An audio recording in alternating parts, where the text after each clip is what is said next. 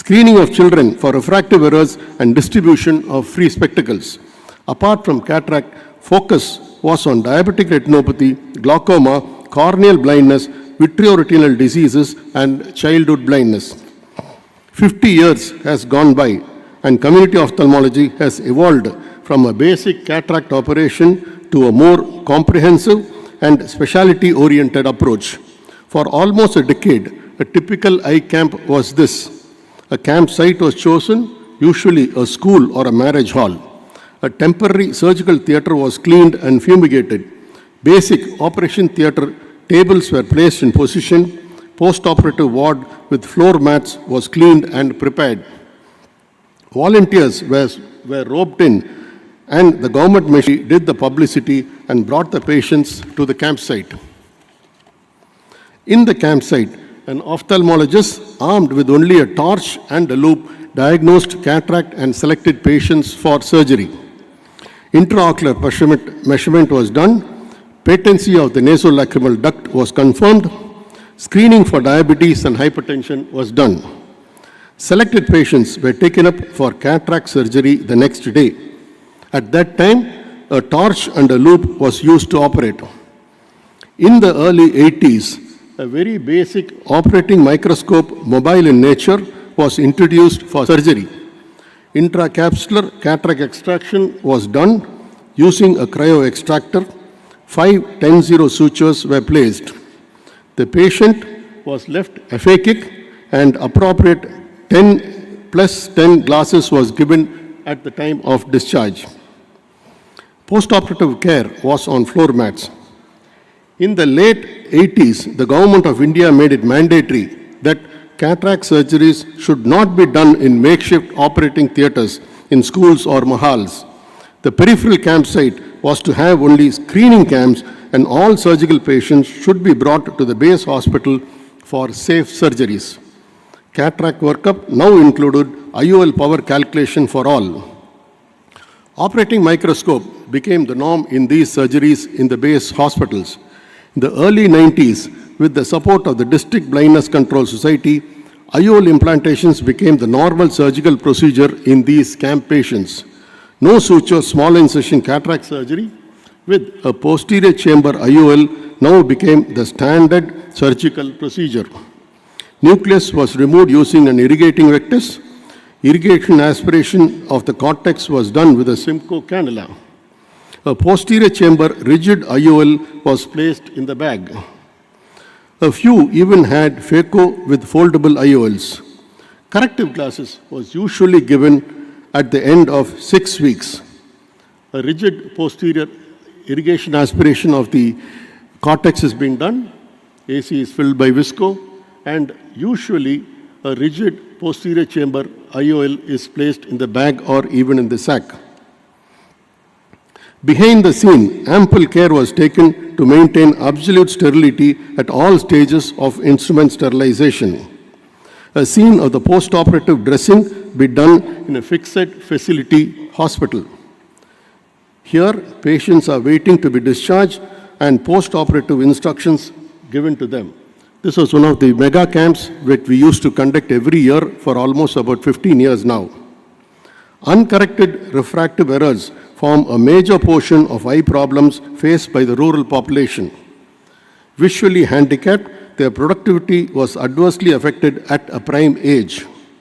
A simple refraction and a corrective glasses brought their productivity back on board. Glaucoma screening by an IOP examination of the shots for all patients above the 40 years was taken up. Disc evaluation of the ophthalmoscope was done. Doubtful and confirmed cases of glaucoma were moved to the base hospital for expert evaluation and treatment. Diabetic retinopathy is emerging as a preventable cause of blindness in India. Lack of awareness and availability of diagnostic facilities worsen the plight of these patients. The purpose of diabetic retinopathy screening is to identify people with sight-threatening diabetic retinopathy like proliferative diabetic retinopathy and diabetic macular edema so that they can be treated promptly to prevent blindness. The concept of dedicated diabetic retinopathy screening camps was formulated. Public awareness, education, training of ophthalmologists and paramedics, potential use of artificial intelligence for grading and data capture were undertaken. Maintenance of a diabetic retinopathy registry was stressed. Exclusive diabetic retinopathy camps would include an optometrist and paramedical personnel with sufficient special instruments to screen, diagnose, and refer patients who require treatment. Mobile vans with tele-ophthalmology facilities with diagnostic, mydriatic, and non-mydriatic fundus cameras transmit fundus photographs taken by trained technician to the base hospital for remote diagnosis. This screening pathway needs a robust information technology-enabled service delivery model consisting of ophthalmic diagnostic equipments, trained technician, and good internet connectivity at the diabetes screening center. Dedicated ophthalmologists at the provider hospital gave their opinion and selected patients were shifted to the base hospital for management. Smartphones are now increasingly being used for image capturing. A more futuristic approach evolved, and mobile vans fitted with laser machines where treatment for diabetic retinopathy by an ophthalmologist was offered to deserving patients at the screening site itself. The telehealth practice recommendations for diabetic retinopathy divided diabetic retinopathy telehealth program into 4 elements of care: image acquisition, image evaluation, patient care, and data storage. Vision 2020, the right to sight, was a global initiative to reduce avoidable blindness by the year 2020. Target diseases were cataract, refractive errors, childhood blindness, corneal blindness, glaucoma, and diabetic retinopathy.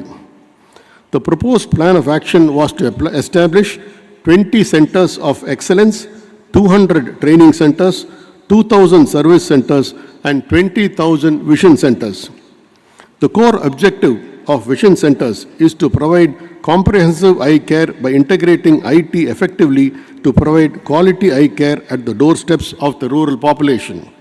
A brick and mortar basic infrastructure with IT-enabled diagnostic equipment is established. One optometrist with supporting staff man these centers.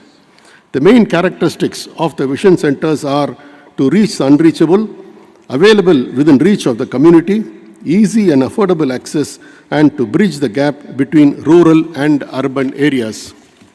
The services that are offered at the vision centers are primary eye care, refraction and prescription of glasses, and screening and teleophthalmic consultations with tertiary hospitals, and school eye screening. In children between the age of 10 to 14, defective vision was estimated to be almost 6.7%. These children were screened by trained school teachers initially, and an optometrist examined them and prescribed glasses later on. Equipments available at these centers were those needed for refraction, IOP measurements, fundus and anterior segment photographic equipment with telecommunications facilities with the provider hospital. Awareness creation among the rural public was done in a very systematic and complete manner. My dear young ophthalmic brethren, blindness in India is a massive public health problem. NPCB was started in the year 1976 with the goal to reduce the prevalence of blindness from 1.4% to less than 0.3% by the year 2020.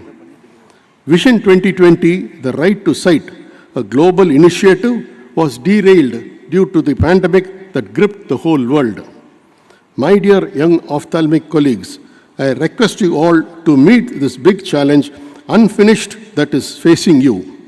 You must take up this crusade against blindness in India. Evaluate and eradicate needless and preventable blindness to achieve a blindness-free India as dreamt by the doyen of community ophthalmology, none other than Dr. G. Venkateswamy. Thank you. Thank you, Dr. Madhyavanan, for the incredible oration and the amazing information you have given as far as the community ophthalmology is concerned. We are very grateful to you for accepting to do the oration. Please come over here, sir. Photo.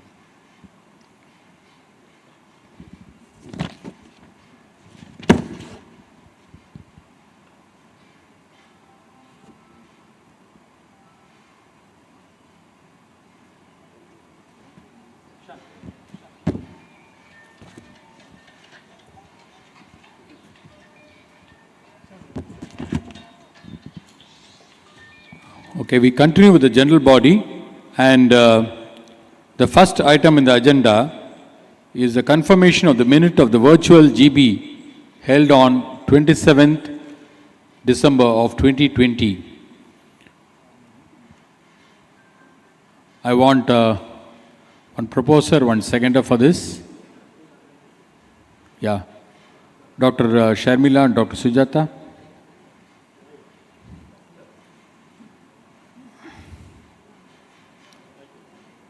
The second one is the matters arising thereof not covered elsewhere. That's not there. Okay.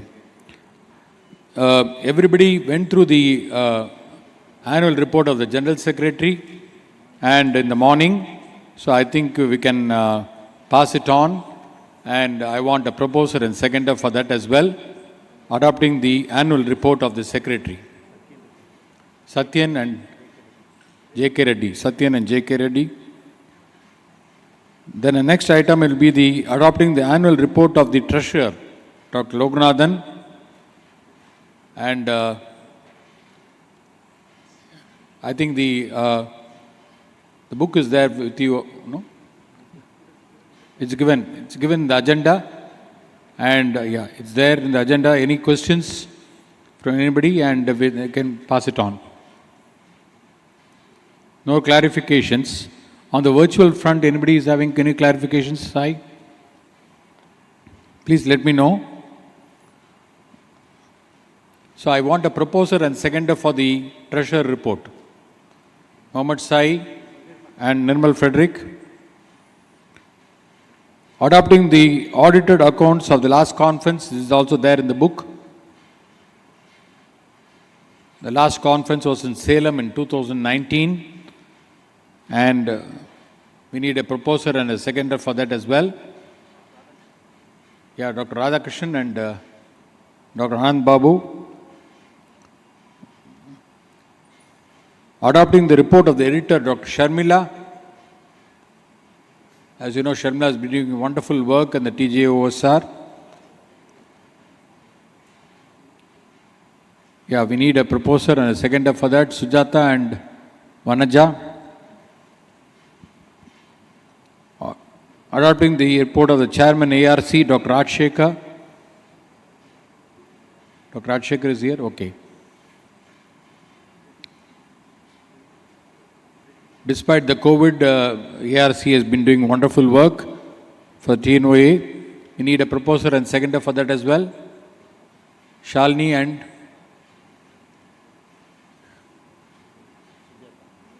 not Sujata. Yeah. Name? Balaji, yeah, Balaji. George. Balaji. Sorry, you couldn't. Probably if I remove the glasses, I'll be able to see better. Then, ratification of new members. We have had a phenomenal growth as far as TNOA membership is concerned. More than 300 members have joined since 2019. And we are about 3,300 plus today, which is the second biggest state association in the entire country after Maharashtra. I think we should all give a pat on the back for that and give a big round of applause and for the unstinting efforts of our Secretary, Dr. Madhavan. So we will ratify the new members as well. We need a proposer. Yeah. Yeah. Dr. Ramakrishnan is there. Dr. Sogan Raj.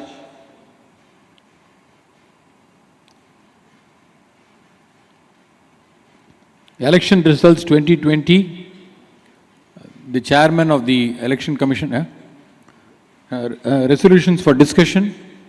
Yeah, anything is there? Yes. Yeah. The secretary will do that. Thank you, sir. During our MC meeting yesterday, certain points were raised.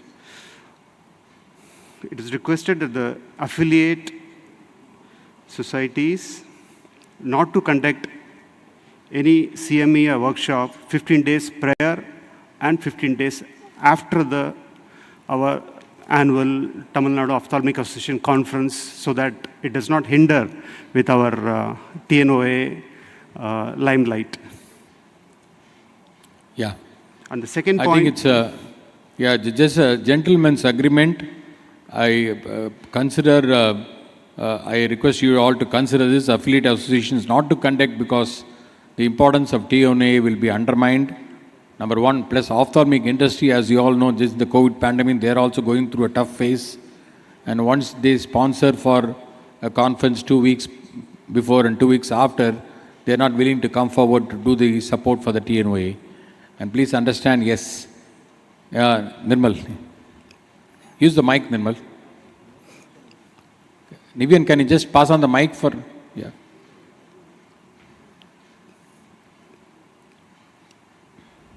Hello, check.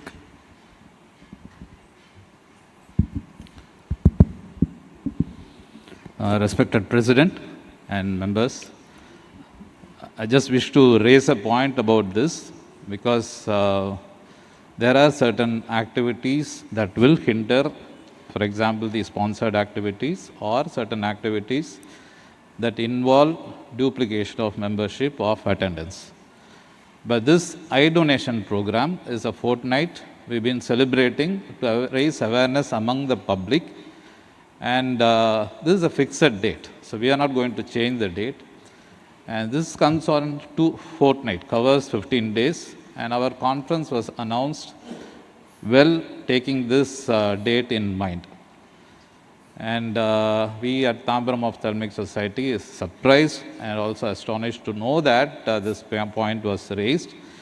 But our eye donation rally was a very, very small walk time activity. It was fixed on 5th September, 1 week before, because that was the concluding day of eye donation program. And we thought we'll have a cycle rally, more of a fitness activity in association with IMA Tambaram, which is one of our parent association bodies. And unfortunately, there was another event planned on Teachers' Day, so Tambaram Ophthalmic Society postponed it to another date. And there is no way hampered with TNOA's activity because TNOA's program is on virtual and ours is only a small, simple meeting the public in the park in the walking time program. So I just want to put this point across to the President and the honorable members. Thank you so much. Point well taken, Nirmal, but the idea is not your eye donation fortnight. We're not trying to pinpoint. Just generally because once it becomes a physical conference, which is going to happen next year, maybe year after that, the ophthalmic industry is finding it difficult to sponsor all the events. So that's why we just want to have a gentleman's agreement on part of the TNOA requesting all the affiliate associations not to conduct anything before 2 weeks or after 2 weeks as well. And there's an agreement, I think everybody will understand for many reasons that TNOA is bigger than than everything else. The institution is bigger than the individual. So that is the main objective of this. And don't take it personally. It's only, there are many other activities also going on before 2 weeks or after 2 weeks. So we just want to request everybody. So the second resolution is? The second point raised was the income... Okay, shall we pass this? Shall we pass this? I want the approval of the general body. Hands up, please. I want show of hands for that. Okay. Show of hands, please, Sujata. Yes.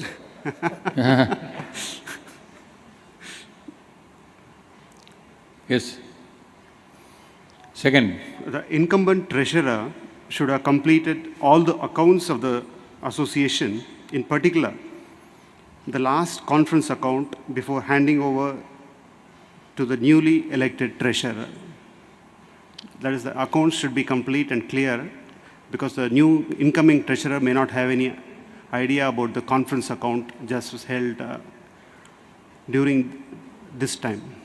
So before handing over, the accounts should be complete and clear so that there is no difficulty in submission of IT returns in the following year. This was discussed in the management committee meeting as well. The main idea is that because we have had a very bitter experience the past few years, the conference treasurer not handing over the accounts properly.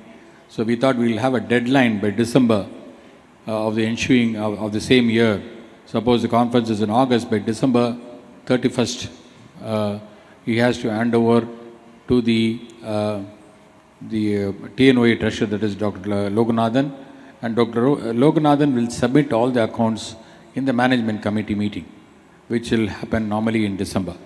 So this is again a request because we are having a very tough time as far as the finances of TNOA is concerned, and about 2-3 conferences we lost some money, and because of the COVID pandemic we have lost more. And as you all know, conferences is the only way to get the money for the TNOA kitty. And the physical conferences are gone, the virtual is only there, and the industry is not ready to sponsor even this conference. Also we had to fight it out with them to get the sponsorship. We found it so difficult, and despite that Dr. Avishankar has done a good job. But just again to make sure that the treasurer, the conference treasurer, the organizing treasurer will coordinate with the TNOA treasurer to make sure that accounts are very clean and also completed before the before the deadline. So we don't want to go after them. We don't have the time and energy to do it, and it's also your accountability and responsibility as the organizing treasurer to do the complete the formalities before December. Thank you, sir. So now the new membership fee for our membership is 4,100 nowadays, and it's proposed to be increased by rupees 500 to rupees 4,600 for new membership. Again, this was also discussed in the management committee meeting. The second resolution can be passed. The second one, the treasurer, I want a proposer and seconder for that. Yes, Nirmal. Can I raise a point here, sir? Mr. President, when the new office bearers take over, they take over at the conference. And it's a convention that the treasurer has to hand it over during the financial year. They have to work till the financial year and hand it over. There are few additional factors here. One, GST filing, it takes a longer time. And second, the financial year, the auditor has to work, and the conference account has to be submitted by the organizing secretary. Over a period of time, we have observed that it takes a long time for the conference, the local organizing committee, to submit this audited statement, and also the GST goes on pending. So this actually creates a problem. I agree with this proposal of extending the term of the treasurer.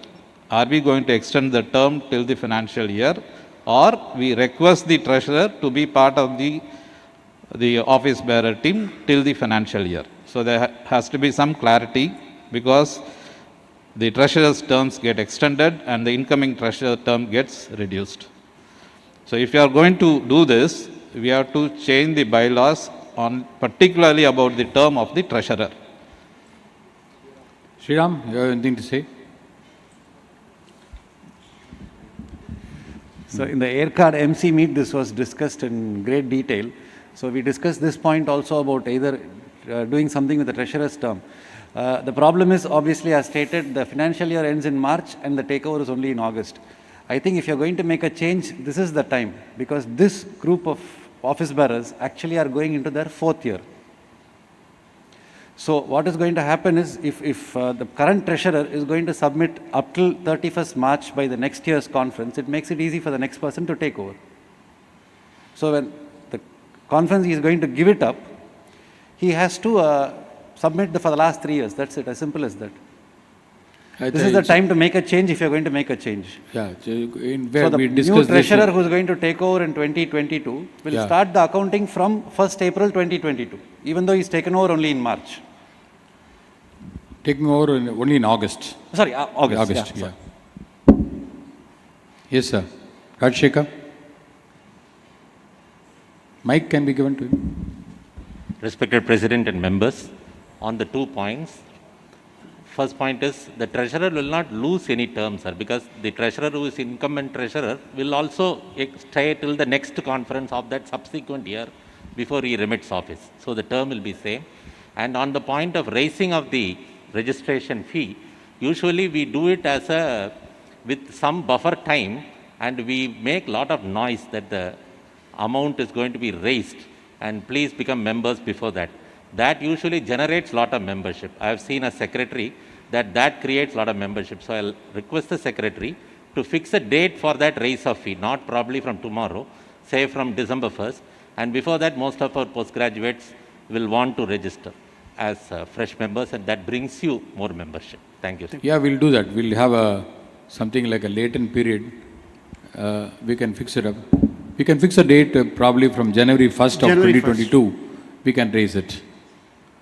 Yeah. Normally before the conference, there are a lot of registrations because many postgraduates want to present. So we can do it from January 1st, 2022 with the approval of the GB. And regarding the treasurer can, my suggestion is what Nirmal says is right, but my suggestion is that the same treasurer can continue all till August, till the new treasurer takes over, and or you can remit, yeah.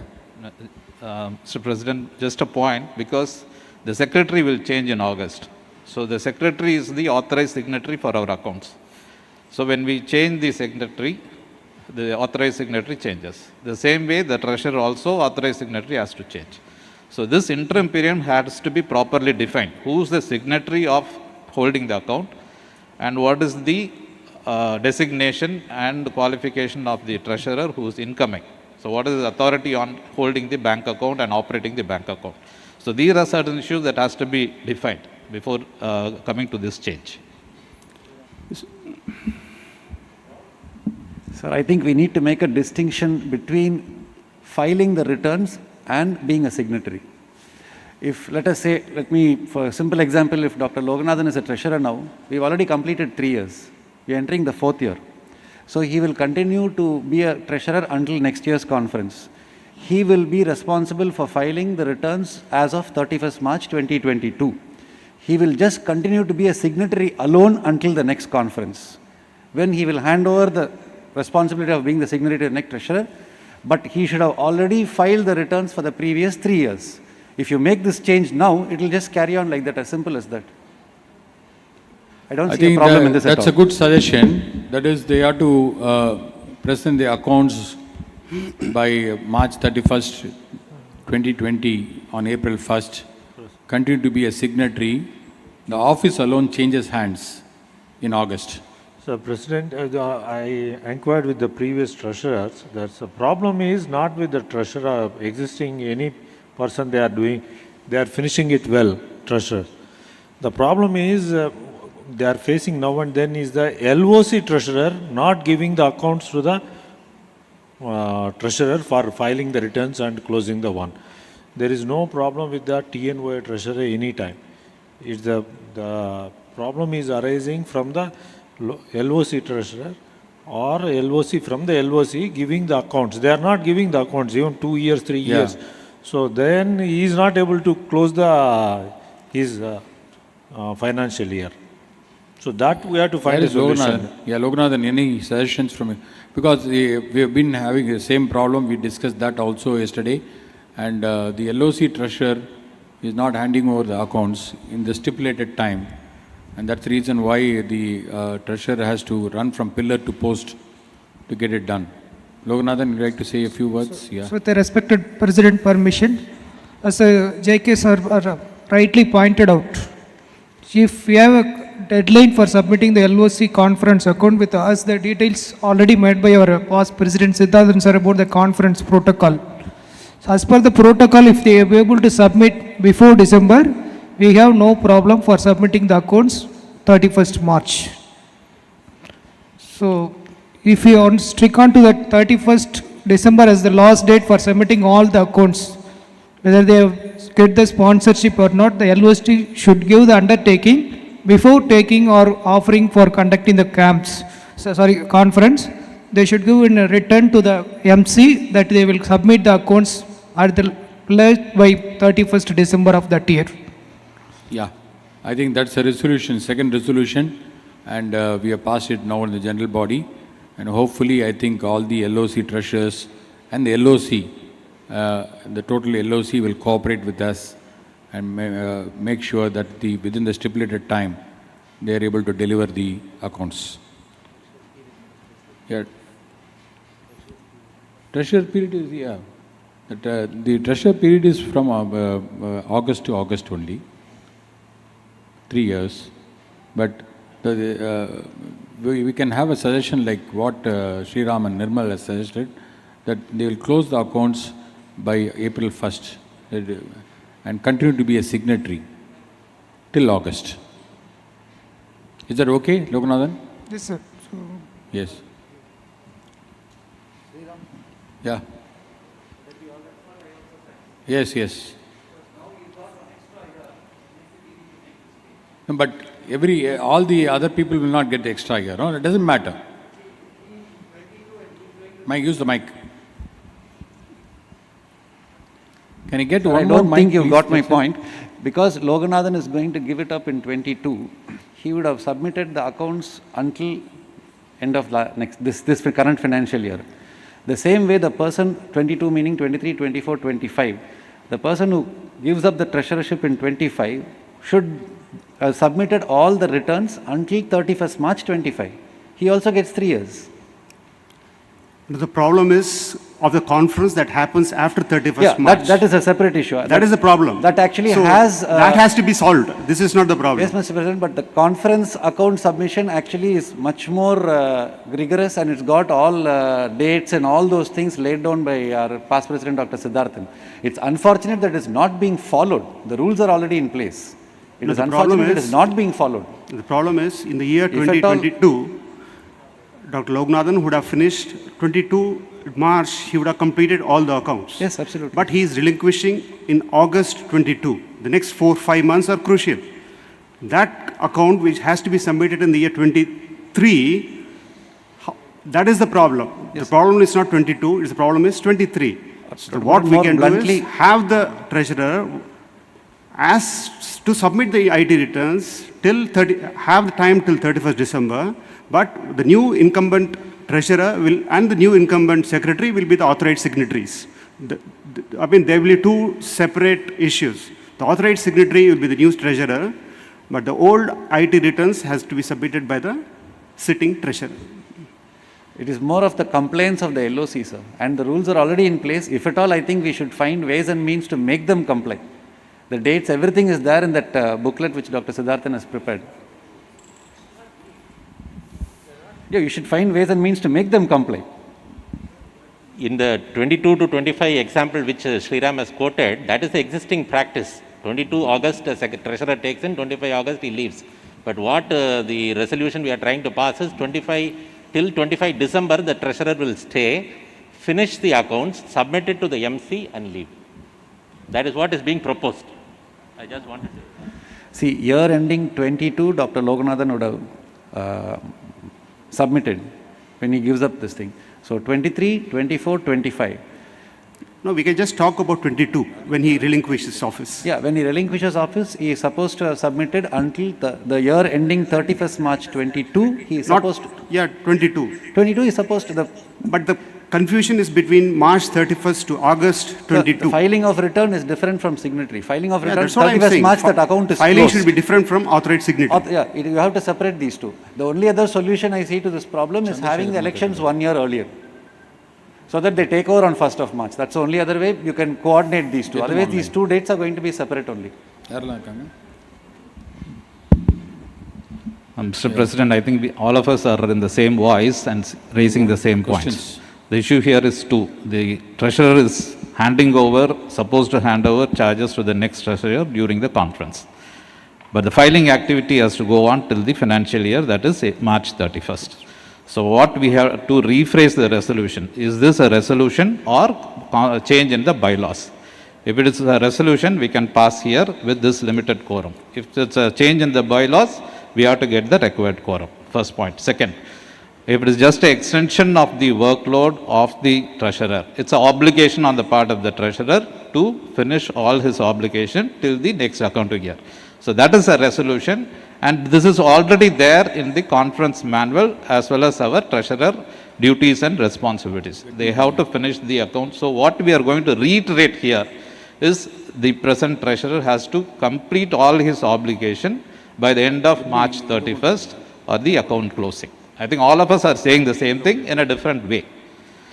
The second point is the signatory, because whenever the office bearer terms change, bank insists that we give a resolution adopted by the general body that the secretary and treasurer are authorized to be the authorized signatory. The president of that year signs. Okay, so this is the custom. So when only secretary changes and the treasurer holds on till the account year, there will be a confusion. Okay, this is what we have to rephrase the resolution and adopt here. Thank you. I think we'll do that. Yes. Dr. Mohan Rajan, Yeah. President, can I make a very different suggestion? Yes. The treasurer of the LOC, J.K. Reddy also said, usually he is the one who is not able to give the accounts on time. That is what the problem has been happening. The treasurer of TNOA keeps on asking the LOC treasurer, what if we make a small change that the LOC will not have a treasurer, whereas the TNOA treasurer will look after the accounts of the conference also, because almost the GST, all the numbers are TNOAs. And all this problem will not come because the treasurer of TNOA has to deal with 3 LOC treasurers. And every year this is a problem. Every year, and all of us are asking the previous person, and he has to be after the 3 persons. And any one goes a little haywire, the whole system collapses of TNOA.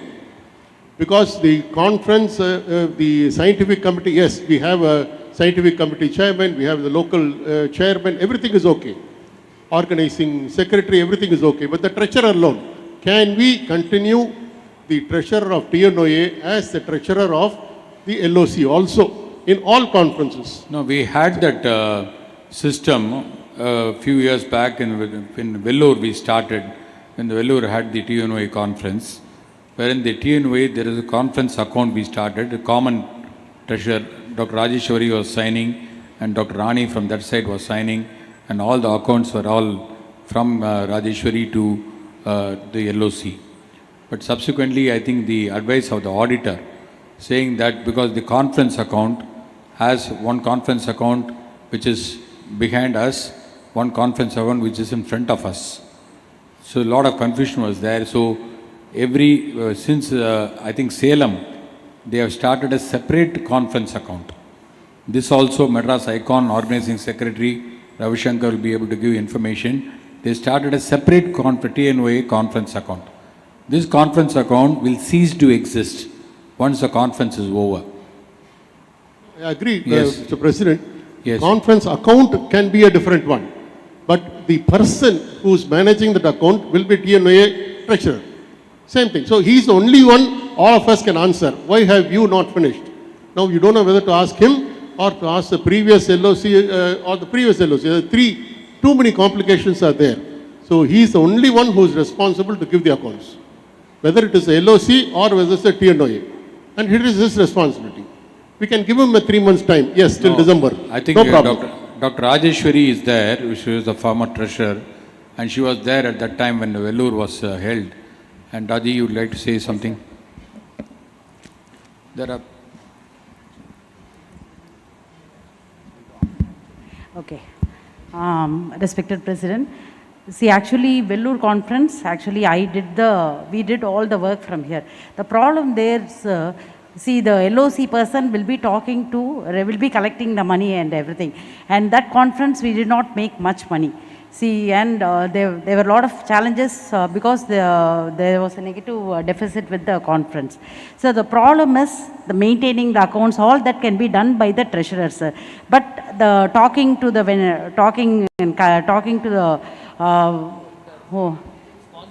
sponsors and other things, that office is different. My office will just maintain the bills and receipts. the collection will be by the LOC. So that place alone the challenges were there. But the auditor was able to use the bills and receipts and make the whatever tally and all that, sir. Yeah. Respected President, sir, in Vellore we had a very wonderful working relationship with the treasurer. Respected President, sir, during the Vellore conference we had a wonderful relationship with the treasurer and the TNOA office bearers at that time. And the lessons we learned during the conference was that the organizing secretary of the local organizing committee will take care of the physical execution of the duties required to run the conference, whereas the signatory will be the treasurer of the TNOA. Every bill which has to be paid will be raised as a challan by the LOC or the organizing secretary or the treasurer, but the person who signs the check will be the TNOA treasurer. By doing this, we can avoid many of the problems which Loganathan is facing. We are not infringing upon the rights of the LOC. The LOC will conduct the conference, but the signing authority should be the treasurer of the TNOA at all points of time. And that's And what actually I think Madhi is also suggesting. That's that what we I should was- have only one treasurer. The TNOA treasurer will take care of the LOC accounts also, and he or she will release the checks or whatever payments on production of any vouchers from the LOC. Yes, sir. But subsequently, I don't know why the Salem it was changed. But there will be lot of work for the treasurers in that case. Because Naturally- it's day on day work, right from the right how the LOC treasurer works, there will be TNOA treasurer also will have equally lot of work to do, sir. Sir, but that is why they contest elections and become the treasurer. Pudu View also it was Madhavan, Pudu View, Pondicherry also Sir, was. Pudu View, but they maintained the TNOA second account, sir. See, we have one main account and one account for the conference. Actually, that will be very, very helpful. Only thing, once they finish in time, even the tally work can be done by our auditor. There will be no problem at all. See, what they do is, no, so they collect money, do everything, get into our TNOA account. Only the bill submission and the tally by them and the GST, their credit, all this they get it delayed, sir. That's where the problem comes. So we have to be behind them to get the thing, because the GST credits, if it's not taken in time, we tend to lose on that. So TNOA second account can be used. We can be at the back of them to do it. Tally can be done by our auditor itself. If tally can be done by our auditor, it is easy for them, for us to take. Only when they have an auditor for their own, on their own, then the problem comes, sir. So we should take all the bills, everything from them very fast, and our auditor can do that work, sir. Okay. So, but in Puduvu, the treasurer was the LOC treasurer, not the TNOS treasurer. LOC treasurer was there. Respected President, sir, let Yeah. bygones be bygones. We have a good working example. Let us adopt it and make sure that there is only one treasurer and one signing authority, and the challan for payment of bills can be raised by the LOC or the organizing secretary, and the TNOA treasurer will sign and pay the bill. There is no confusion Yeah, I at think all. so. Let there be one account, one treasurer, and one responsible person. Okay, I think it's a good suggestion, and in fact, we were discussing that also. We will discuss this in the MC and we'll get back to you as early as possible. And having a common, there is only one treasurer, which is the TNOA treasurer, will take care of the local organizing committee accounts as well. So we'll discuss that. Some people, I think, on the virtual platform, they want to ask some questions. Dr. Chandrasekhar, shall I read out? Good morning, Chandrasekhar. No problem. Yes. Yes.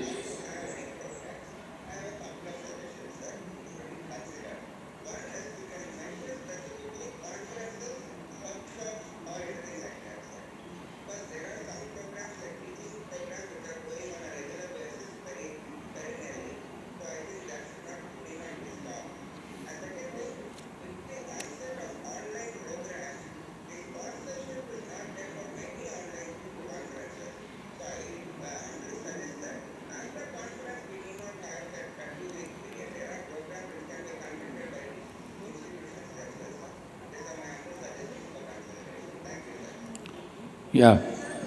Chitra, please. Good morning.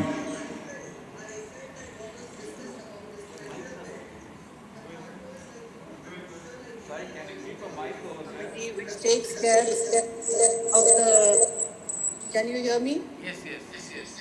Any local organizing committee which takes care of conducting a particular conference, besides the secretary, I'm sure they would identify a capable treasurer.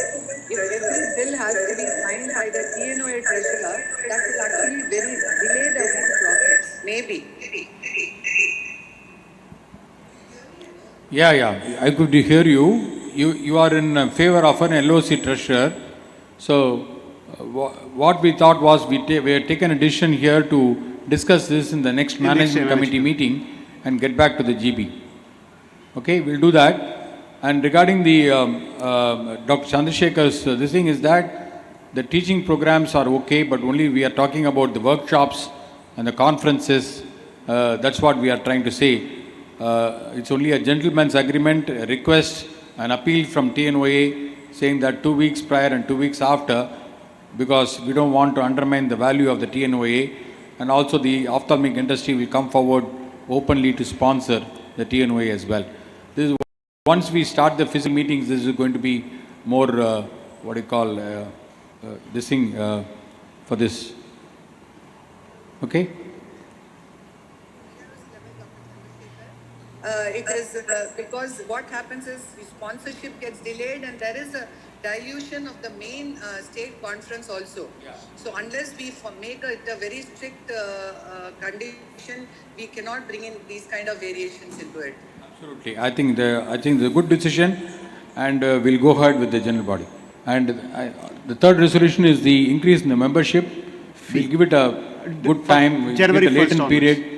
We'll do it from January 1st. January 1st, 2022, we'll start that 4,600 slab. And about the three new orations. Yes. Oration memory of Dr. Babu Rajendran, Dr. Sundaramurthy, and Dr. Venugopal. We'll have 3 orations instituted from next year onwards. Yeah, Dr. Babu Rajendran, what is this thing? Sundaramurthy is for refractive surgery. Babu Rajendran is for? Not yet. Dr. Venugopal also, they are not decided. Arul has not decided what to give for. And so these 3 orations we are considering to be part of the annual conference. And we have the election results of 2020 and the chairman of the election commission. Dr. Sukumar is not there. Dr. Ramurthy is also not there. So President will make the announcement. Yes. Yeah. Friends, I am very, very happy to announce the election of the Vice President for 2020, none other than our dear Dr. Nirmal Frederick. Please come over, Nirmal Frederick, onto the dais. Give a big round of applause for Nirmal Frederick.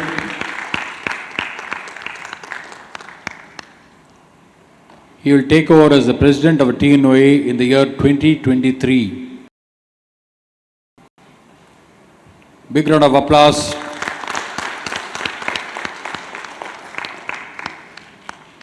Person who fully deserves. Thank you. Come this side. Dr. Ramakrishnan also to come over, the President-elect. Give a big round of applause for Dr. Ramakrishnan. Yes. Sit down. Yeah. My phone is not there. Yeah. WhatsApp.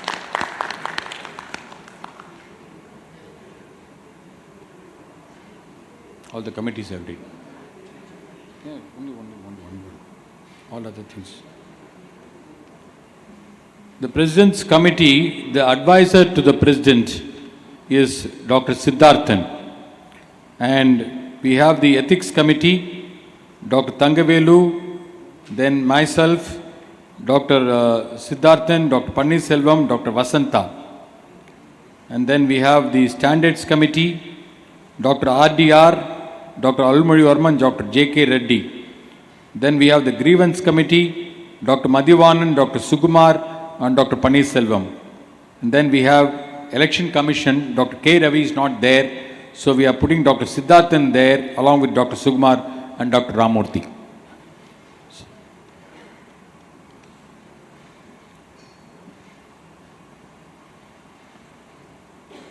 The organizing secretary for the mid-year meet, which we are planning to have it on March 20th, 2022 in Chennai, will be Dr. Ravi Shankar again. And approval of the proposed budget 21-22, it is there, no? In the book? Loganathan? Yeah, we have reduced the budget considering that we don't have much income and also because of the COVID pandemic, and the proposed budget is much less, almost less than, more than 50% than the previous, / more than 50%. And also because the journal is incurring a lot of cost, we have switched over to the e-journal, and the e-journal we are having 4 issues per year. Need a proposer and seconder for this? Somebody can propose and second? Yes.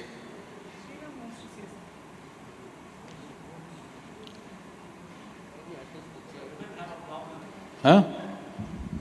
Sorry for the, I'm going a little tangential here. The women have a problem here. They want to know why all the committee members are only men. Sorry. Vasantha madam is there. Oh. My woman is asking, is it? Uh-huh.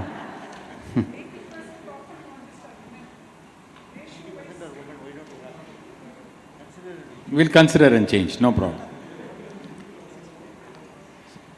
The 69th conference of Tamil Nadu Ophthalmic Association will be held in Coimbatore, and Dr. J.K. Reddy is the organizing secretary for that. Give a big round of applause. J.K., you want to say a few words about the conference? There's no stairs on that side. Come to the dais and speak.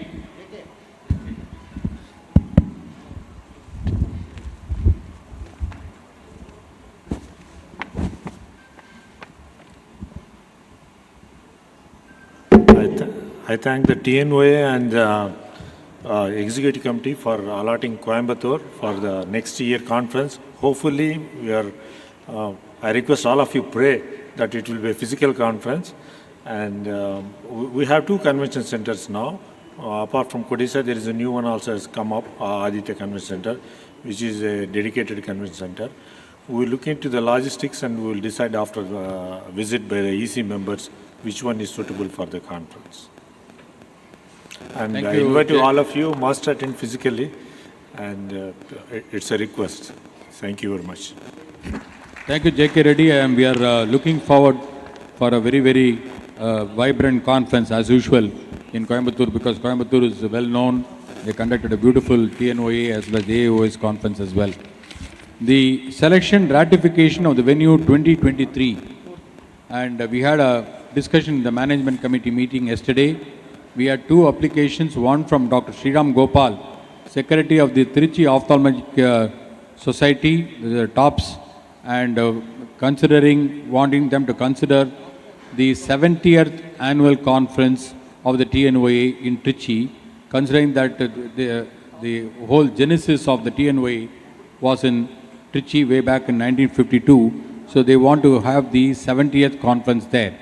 We also had one more application from the Tambaram Ophthalmic Society, from Nirmal Frederick, asking for a conference in 2023, and we discussed that in length and breadth in the management committee meeting.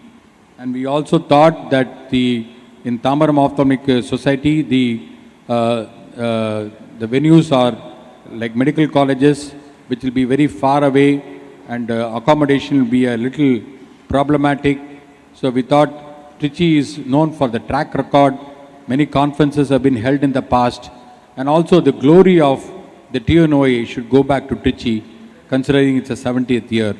So, considering all these things, our management committee meeting unanimously approved Trichy as the TNOA conference venue for the year 2023.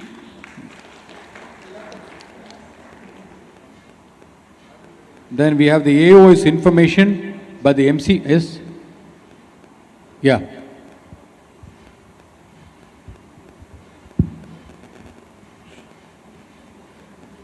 Mr. President, at the outset, I would like to thank the entire Tamil Nadu Ophthalmic Association members and the office bearers for giving me this opportunity to represent you as the Vice President for this year and take over the leadership over the course of time.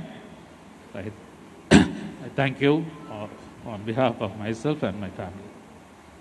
About this issue of selecting the venue, there are certain methodologies described in the conference manual and our constitution and bylaws that these are the points to be considered when you select a venue or application. So Tambaram Ophthalmic Society, it is an affiliated society with all registered statutory obligations, and that is the reason we applied, and I'm talking behalf of the present office bearers, that we should be considered and given a fair chance. I really appreciate Trichy for taking the go-ahead, and we consider, and personally I consider Trichy as one of the best societies in guiding and forming the Tamil Nadu Ophthalmic Association, leading us to 70 years, and they truly deserve it. At the same time, newer societies should be given a chance that is based on the statutory requirements, the constitution framed by our forefathers, the existing bylaws, the conference manual, which has been wonderfully drafted by our senior past presidents and thing. And based on that, there should be a discussion and not based on certain personal points. The second point is usually the conference venue and the facilities, the resources, all these are discussed only after giving the conference while inspection of the conference venue. This has been the custom for the last 20 years as far as I know, because I have a long track record in TNOA, starting as member of the managing committee, joint secretary, secretary, treasurer, editor, and to this stage. And so far it's been like that. And suddenly deciding without considering that. So what I request the august body is to, at least from now onwards, consider based on the facts and not on prejudiced views. Because we've suggested 5 venues, and we also told that there are 10 medical colleges. We've been already hosting the conference every year. This is one society which is conducting annual conference every year, and at least 4 to 5 CMEs every year. And I think that is reflected well in the secretary report also. I thank Dr. Secretary for that. And most of the past president, present president, office bearers, all have been part of the activity of Tambaram Ophthalmic Society. So I just want to present this fact, and I would request the Honorable General Body and the members always consider facts before deciding, and also hear the other side also. I think we should be given a fair chance. I really congratulate Trichy because I will be taking over.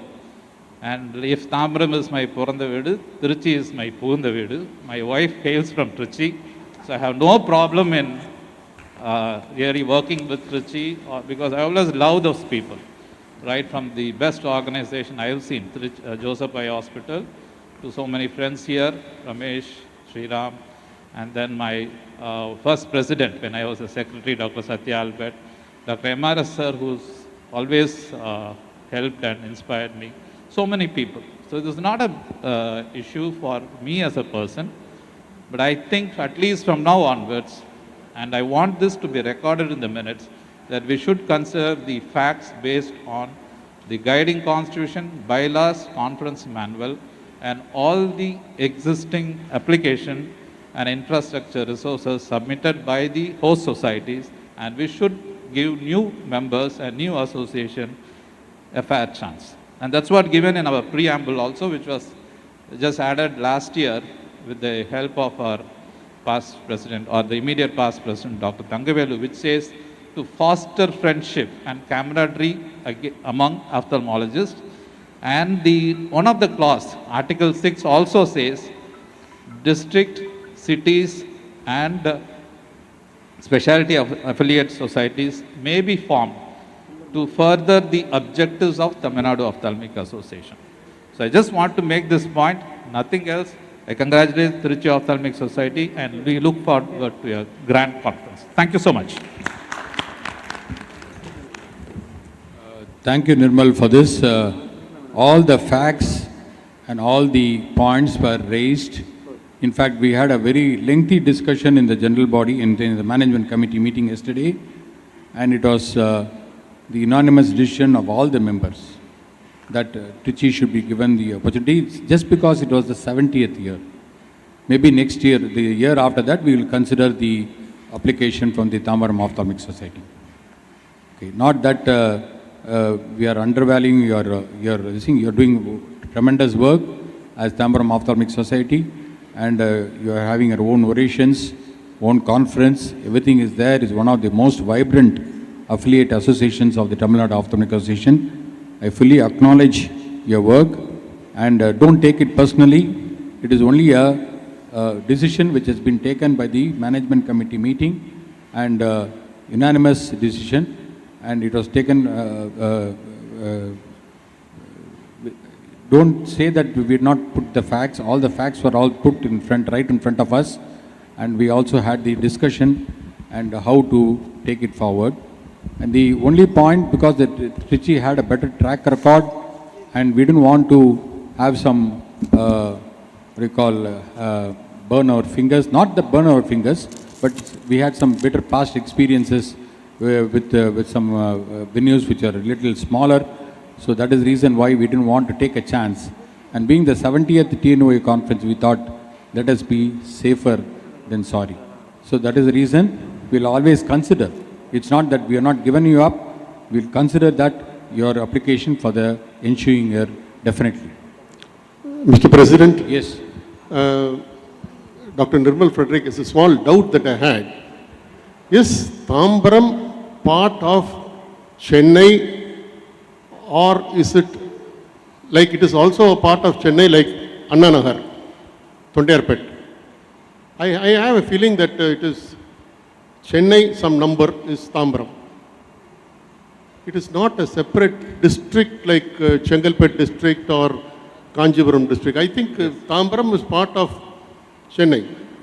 So I just came to my mind, like anybody can start in Anna Nagar.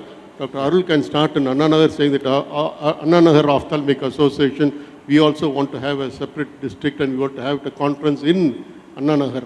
I think it just breaks down the whole city into bits. Okay, sir. I think we all stay together. I think we can do a really wonderful job rather than each, Chennai number 21, Chennai number 10, start splitting into small groups. That just came to my mind when you were talking that the association should look after the district. Yes, of course they should. Like Nagarkoil means it's a Kanyakumari district is there. So it is like that. I think the Constitution also says it's a district to look after the benefits of the association. That's what the Constitution says. Thank you, sir. Thank you for raising this point, because I thought I missed this point. The association Article 6.6 says, under the conferences, affiliate societies may be formed by towns, district and specialty associations. And they get affiliated with the Tamil Nadu Ophthalmic Association, and as affiliate society, they have certain rights, certain responsibilities. As far as the administrative question concerned, Tambaram is part of Chengalpet district and there is no other ophthalmic association in Chengalpet district. Only the name differs. Chengalpet is a rightly, dutifully formed No, Kanchipuram is now separate. Chengalpet district was carved out of Kanchipuram district 2 years back. Now it has a separate collector, deputy director. So the entire administrative mechanism is different and it has its own geographical area. Second, now Tambaram is a corporation by itself. It is recently the corporation itself. It's no more part of Greater Chennai. Tambaram is a new corporation and last week we went and saw a site for separate corporation building and the work is afoot, hopefully, and the orders have already been passed. So Tambaram is a corporation by itself now, the fourth corporation in Tamil Nadu. As far as Tamil Nadu TNOA goes, I don't think we follow any district or administrative geographical areas. So wherever there are group of ophthalmologists, they join together and form, like-minded people form association. Basically what we do is discuss academics and share certain social work other than ophthalmology. And there is a lot of previous incidences. For example, Gurgaon, which has been considered part of Delhi, did a magnificent AOS last year. And Delhi itself has 4 societies, North Zone Ophthalmic Societies, Gurgaon, Noida, Ghaziabad, so many sisters. Same way Mumbai has Greater Thane. So there are a lot of examples about, and I don't think that is needed for this general body now. Thank you for raising the questions, and we should be all accommodative. Smaller societies will come up, specialty associations will come up because so many specialties are coming up. I think TNOA as a family should encourage small societies to foster academics to take ophthalmologies to the grassroots level and as President pointed out in his presidential speech, to reach out to the district and affiliate societies. That is a great move. At present, only 5 or 6 district societies or affiliate societies are very active. And many of the active societies are not based on district, it is all town or city societies. So we have to really look at this in a holistic view and see ophthalmology and TNOA as the winner, not this kind of whether Annanagar or Padi or Ambattur becomes a winner. I think my members will take this point. Please help small societies grow. Please reach out to the small towns and cities so that ophthalmology and TNOA is the winner. Thank you. President, can I make a point here? As you said, every society has got a right to be considered by TNOA for activities.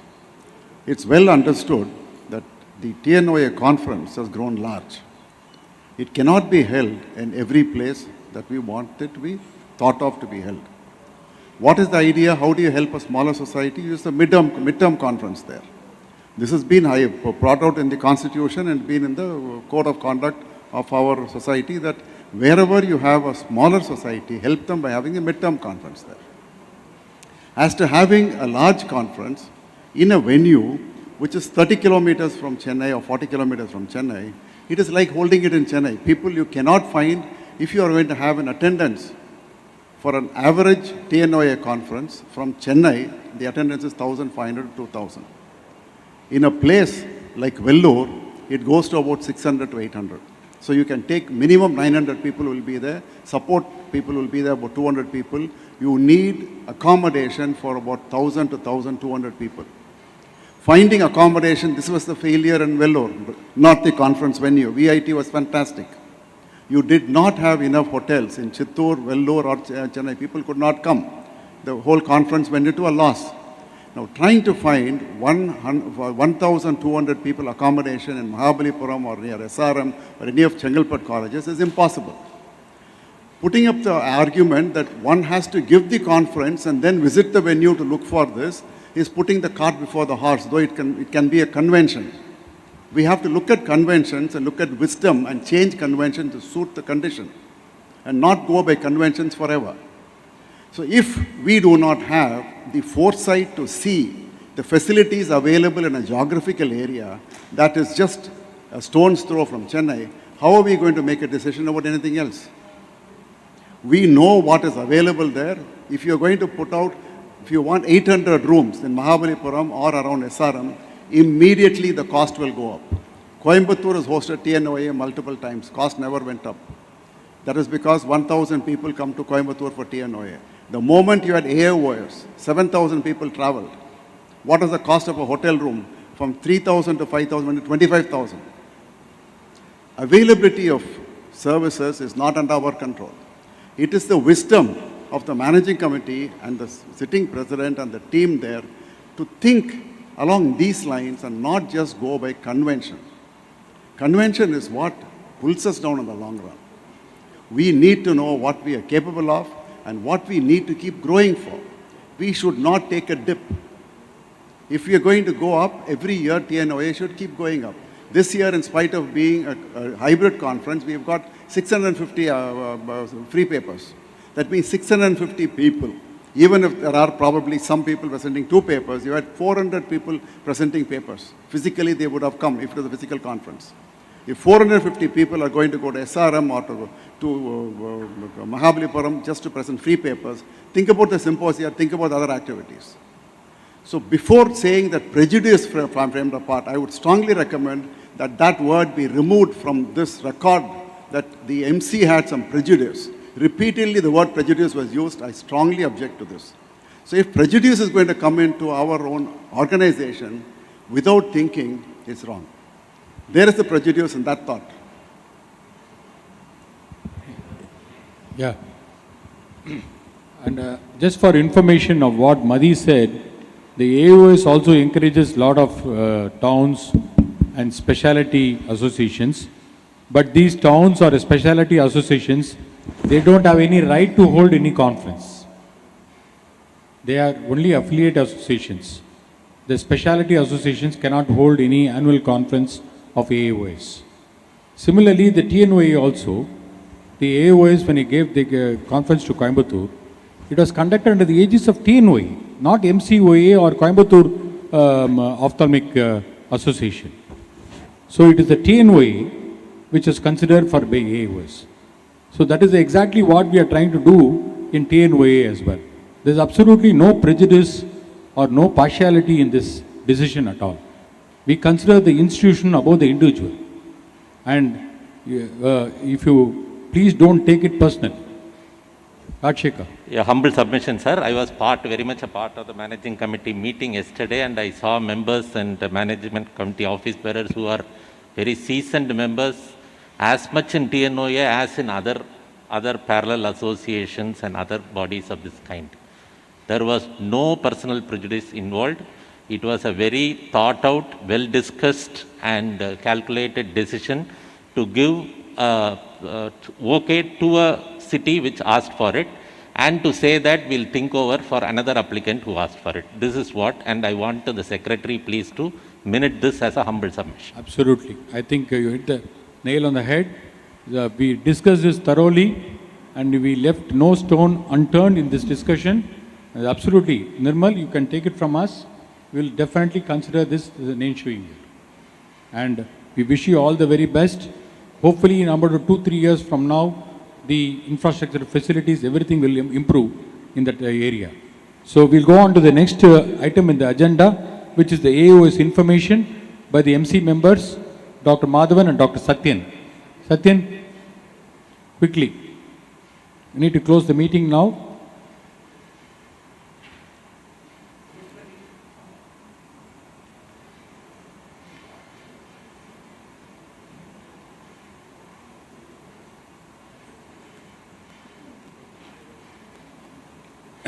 We'll also create a form like the AOS.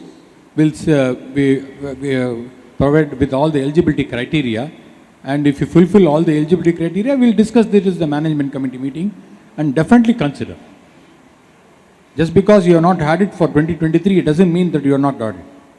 So definitely we are going to consider. We're going to have maybe a little more systematic approach for this. Satyan? Yeah, Madhavan. Yeah, the elections for AOS were held, and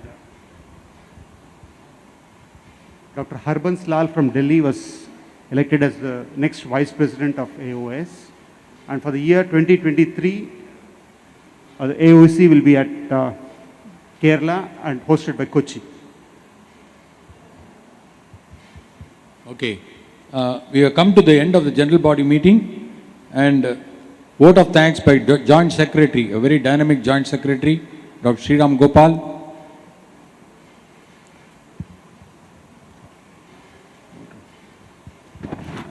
Good afternoon, everybody. I'm not going to stand for much time between you and lunch. Thanks to all the senior members, past presidents who've been a very sort of guiding light in these very troubled times. As I told in the MC meeting yesterday, change, they say, is actually very slow. But with COVID, the change came in very, very fast. And at least we hope that the change back to the new normal will be, if not fast, at least steady. And I'm sure we're already seeing a change. As Dr. Arul said, probably hybrid meetings are the rule from now on, and we hope to see much more like this in future. Thanks to our outgoing president, Dr. Thangavel sir, who has a unique distinction of having served 2 terms. And I mentioned this also in the MC meeting yesterday. He initially did not want to continue for the 2nd year, but then he thought for a while and he put the association above himself and said, yes, I will take up that responsibility for the association. I really want everybody to give a big hand for him for that. Thank you so much, sir. And thanks to all the other members of the managing committee for having cooperated and worked so hard over these troubled times. Our heartiest congratulations to our new president-elect, Dr. Ramakrishnan sir, and our vice president, Dr. Nirmal Frederick sir. And we hope to see our new dynamic president, Dr. Mohan Rajan, leading us from the darkness of COVID into light. And last but not the least, lot of innominate souls like our IT partners, Numerotech, our auditors, and all the others who helped us in every small way. Thank you, one and all. We adjourn for lunch now. This general body meeting is adjourned. Then we go for lunch and reassemble at 1:30. Am I right? 1:30.